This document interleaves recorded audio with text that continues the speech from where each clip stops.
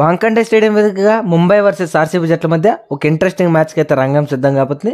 April 7వ తేదీ ఈ మ్యాచ్ అయితే స్టార్ట్ కాబోతుంది. సో మీ అందరికి తెలిసిందే ఈ మ్యాచ్ చాలా ఇంట్రెస్టింగ్గా ఉండబోతుంది.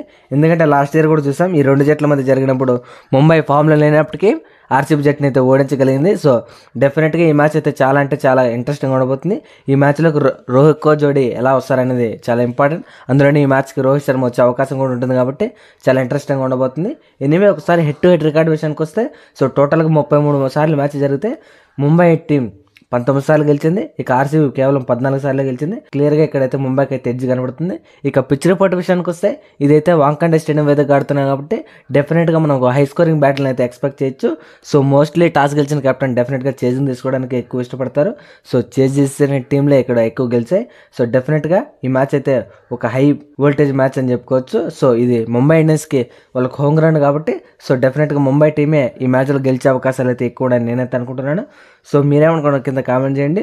ఒకసారి గ్రౌండ్ స్టాట్స్ విషయానికి వస్తే టోటల్గా 117 మ్యాచ్లు జరిగితే ఫస్ట్ బ్యాటింగ్ చేసిన టీంలు 54 సార్లు, సెకండ్ బ్యాటింగ్ చేసిన టీంలు 63 సార్లు గెలిచాయి. ఇక హైయెస్ట్ స్కోర్ చూసుకున్న 235 ఉంది, లోయెస్ట్ స్కోర్ చూసుకుంటే 67 ఉంది. ఇక ఆర్సీబీ టీం విషయానికి వస్తే వాళ్ళైతే ఎక్సలెంట్ ఫామ్లో ఉన్నారని చెప్పుకోవచ్చు. సో ఈ సీజన్లో వాళ్ళు చాలా బాగా ఆడుతున్నారు. వాళ్ళకి ప్రీవియస్ ఆడిన మ్యాచ్లో గుజరాత్ ఓడిపోయినప్పటికీ వాళ్ళైతే మంచిగా ఆడారని చెప్పుకోవచ్చు ఆ మ్యాచ్లో కూడా. సో డెఫినెట్గా ఆర్సీబీ టీం అయితే చాలా స్ట్రాంగ్గా అయితే ఈ మ్యాచ్లోకి వస్తుంది. సో వాళ్ళు ప్రీవియస్ మ్యాచ్ ఓడిపోయారు కాబట్టి ఈ మ్యాచ్లో డెఫినెట్గా ముంబై క్రౌడ్ని సైలెంట్ చేయాలని, అందులోనూ ముంబై సరిగ్గా ఫామ్లో లేదు కాబట్టి సో డెఫినెట్గా ముంబైపై గెలవాలని వీరైతే అనుకుంటారు. సో పాయింట్స్ టేబుల్లో సెకండ్ ప్లేస్లో ఉందని అర్థం చేసుకోవచ్చు. సో డెఫినెట్గా వీళ్ళైతే బాగా ఆడుతున్నారు, మంచి ఫామ్లో ఉండరు. ప్రీవియస్ మ్యాచ్లో లియామ్ లివింగ్స్టన్ లాంటి ప్లేయర్ కూడా పెద్ద పెద్ద హిట్స్ అయితే మనం కొట్టడం చూసాం. సో వాళ్ళ టీంలో ప్రతి ఒక్క ప్లేయర్ అయితే ఫామ్లోకి వచ్చాడని చెప్పుకోవచ్చు. సో వాళ్ళ ఓపెనర్స్ విరాట్ కోహ్లీ నుంచి కొన్ని రన్స్ అయితే మనం అయితే డెఫినెట్గా ఎక్స్పెక్ట్ చేస్తాం. సో అతను ఫస్ట్ మ్యాచ్లో ఆడినప్పటికీ సో ఆ తర్వాత మ్యాచ్లో అయితే సరిగ్గా ఆడలేదు. సో డెఫినెట్గా విరాట్ కోహ్లీ తరపు నుంచి మనం అయితే ఎక్స్పెక్ట్ చేస్తాం కొన్ని రన్స్. సో డెఫినెట్గా రాయల్ ఛాలెంజర్స్ ఈ మ్యాచ్ ఖచ్చితంగా గెలవాలి. ఎందుకంటే మనం చూసాం వింటేజ్ ఆర్సీబీ ఈజ్ బ్యాక్ అని ప్రతి ఒక్కరు అప్పుడే ఒక మ్యాచ్ ఓడిపోయిందానికి అప్పుడే సోషల్ మీడియాలో అయితే ట్రోల్ చేస్తున్నారు. సో డెఫినెట్గా ఈ మ్యాచ్ గెలవాలని వాళ్ళకు కూడా ఉంటుంది. సో ఒకసారి ఓడిపోయి ఉంటే డెఫినెట్గా మ్యాచెస్ అయితే పోతూ ఉంటాయి కాబట్టి అందులో ఆర్సీబీ టీంకి నెగోషియేట్ చేస్తుంటారు కాబట్టి సో డెఫినెట్గా ఈ మ్యాచ్లో ఆర్సీబీ టీం గెలవాలని అనుకుంటుంది. So vintage RCB is back అని ఎవరు అనుకోకుండా ఉండాలంటే సో ఈ మ్యాచ్ అయితే గెలవాలి.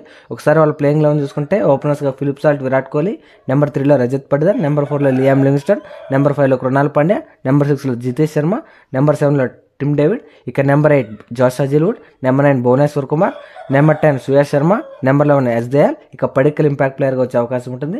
సో సుయాష్. ఇక ముంబై టీం విషయానికి వస్తే వాళ్ళు ప్రీవియస్గా ఆడిన మ్యాచ్ ఎల్ఎస్జీపై అయితే ఘోరంగా ఓడిపోయడం జరిగింది. సో ఆ మ్యాచ్ అయితే చాలా ఇంట్రెస్టింగ్ ఉంటుందని మనం అయితే అనుకున్నాం. సో అంత ఇంట్రెస్టింగ్గా జరిగి కూడా ఆ మ్యాచ్లో అయితే ముంబై టీం అయితే ఓడిపోవడం జరిగింది. సో డెఫినెట్గా ఈ సీజన్లో ముంబై టీం అయితే అంత స్ట్రాంగ్గా కనిపించడం లేదు. వాళ్ళ ప్లేయింగ్ లెవెన్ చాలా స్ట్రాంగ్ ఉన్నప్పటికీ వాళ్ళ దగ్గర నుంచి అంత కలెక్టివ్ పర్ఫార్మెన్స్ అయితే మనం అయితే చూడలేకపోతున్నాం. సో వాళ్ళ టీంలో ఫామ్లో ఉన్న ఒకే ఒక ప్లేయర్ డెఫినెట్గా అది సూర్యకుమార్ యాదవ్ అని చెప్పుకోవచ్చు. అతను ప్రతి మ్యాచ్లోనూ ఆల్మోస్ట్ డెఫినెట్గా రన్ స్కోర్ చేస్తూ ఎంఐ టీంని అయితే ఆదుకుంటున్నాడని చెప్పుకోవచ్చు. సో అతని బ్యాటింగ్ కారణంగానే సో ముంబై టీం ఒక మ్యాచ్ గెలిచింది.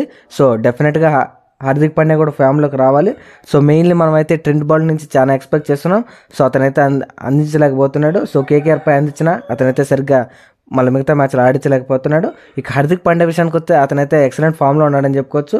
సో 2 మ్యాచ్ల్లోనూ so almost purple cap leader బోర్డ్లో టాప్లో ఉన్నాడు. సో ప్రీవియస్ మ్యాచెస్ డెఫినెట్గా అతనైతే 5 వికెట్ హాల్ తీసి మ్యాచ్ని అయితే గెలిపిస్తాడనుకున్నాం. సో ఆ మ్యాచ్లో కూడా ఓడిపోయాం. సో డెఫినెట్గా Hardik Pandya is one of the best player in the world అని చెప్పుకోవచ్చు. అలాగే సూర్యకుమార్ యాదవ్ కూడా చాలా మంచి పర్ఫార్మెన్స్ అయితే ఇస్తున్నాడు. సో అతను ప్రీవియస్గా ఆడిన మ్యాచ్లో ప్రతి ఒక్క మ్యాచ్లోనూ మంచి పర్ఫార్మెన్స్ అయితే ఇస్తున్నాడు. సో డెఫినెట్గా హార్దిక్ పాండ్యా అలాగే సూర్యకుమార్ యాదవ్ చాలా మంచి కీరోలు అయితే ప్లే చేస్తున్నారు. ఇక తిలక్ వర్మ లాస్ట్ మ్యాచ్లో రిటైర్డ్ అవుట్ అయ్యాడంటే అర్థం చేసుకోవచ్చు, అతనైతే మంచిగా పర్ఫార్మెన్స్ చేయలేకపోతున్నాడు.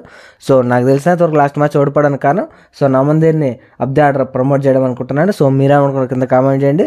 సో నమందీర్ ఫినిషర్గా వచ్చింటే ఆ మ్యాచ్లో డెఫినెట్గా ముంబై టీం గెలిచేది. సో అతనైతే ఫినిషర్గా రాకుండా సో తిలక్ వర్మని నెంబర్ 5లో పంపించారు కాబట్టి అక్కడైతే బ్యాక్ ఫైర్ అయింది.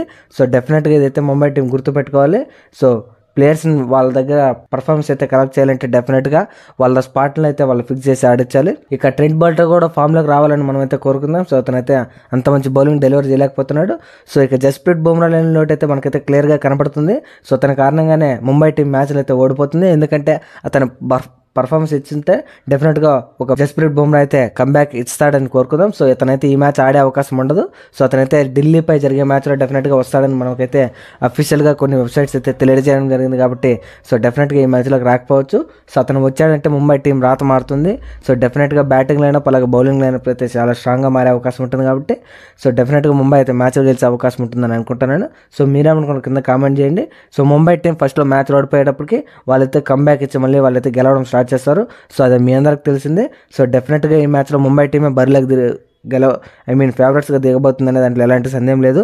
ఎందుకంటే వాళ్ళ దగ్గర స్ట్రాంగ్ బ్యాటింగ్ లైనప్ అలాగే స్ట్రాంగ్ బౌలింగ్ లైనప్ అలాగే వాళ్ళ హోమ్ గ్రౌండ్ అడ్వాంటేజ్ వాళ్ళకు ఉంటుంది. కాబట్టి సో వాళ్ళే గెలిచే అవకాశం ఉంటుంది. సో ఒక ప్లేయింగ్ 11 చూసుకుంటే ఓపెనర్స్గా Rohit Sharma, Ryan Rickelton, number 3 SKY, number 4 Tilak Varma, number 5 Robin Minz, number 6 Hardik Pandya, number 7 రమన్ది, number 8 Mitchell Santner, number 9 Ashwani Kumar, number 10 Trent Boult, number 11 Deepak Chahar. ఇక ఇంపాక్ట్ ప్లేయర్గా విల్ జాక్స్ వచ్చే అవకాశం ఉంటుంది. సో డెఫినెట్గా ఈ మ్యాచ్లో రాబిన్ వింజ్ అయితే ఆడతాడు అనుకుంటాను. ఇక ఎవరు గెలుస్తారనే విషయానికి వస్తే డెఫినెట్గా ఈ మ్యాచ్లో ముంబై గెలుస్తుందని నేనైతే అనుకుంటున్నాను. సో ఎందుకంటే వాళ్ళ దగ్గర హోమ్ గ్రౌండ్ ఉంది కాబట్టి వాళ్ళకి అందులోనూ ఆ గ్రౌండ్లో మంచి రికార్డు ఉంది కాబట్టి డెఫినెట్గా వాళ్ళే ఈ మ్యాచ్లో గెలిచే అవకాశాలు ఉన్నాయని అనుకుంటున్నాను. సో ఇదైతే ఫైనల్ ప్రెడిక్షన్ కాదు. మన యూట్యూబ్ ఛానల్ మీరు సబ్స్క్రైబ్ చేసుకు పెట్టుకుంటే సో నేను టాస్ పడిన తర్వాత ఆల్మోస్ట్ 7:10కి అయితే నేనైతే కమ్యూనిటీ పోస్ట్ అయితే చేస్తాను ఏ టీం గెలుస్తుందని. సో మీరు అక్కడైతే తెలుసుకోవచ్చు. మన ఛానల్ అయితే సబ్స్క్రైబ్ చేసుకోండి. మనం అయితే క్రికెట్ అప్డేట్స్ పై వీడియో చేస్తుంటాం కాబట్టి మన ఛానల్ డెఫినెట్గా బిలీవ్ చేసి మీ ఫ్రెండ్స్ అండ్ ఫ్యామిలీకి షేర్ చేయండి. So thank you for watching. Have a nice day.